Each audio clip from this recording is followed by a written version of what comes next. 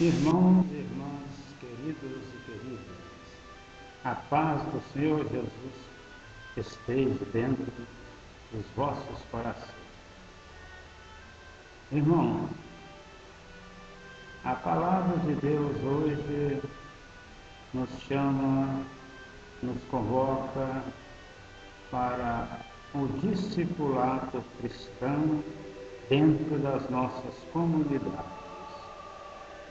O discípulo e missionário é aquele que participa ativamente da comunidade cristã. É aquele que, acima de tudo, participa dos sacramentos, faz leitura da palavra de Deus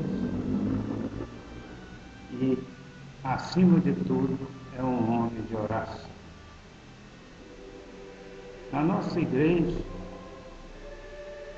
nós estamos cada vez mais precisando de vocações para discípulos e missionários autênticos, aqueles que ouvem os conselhos evangélicos e os colocam em prática.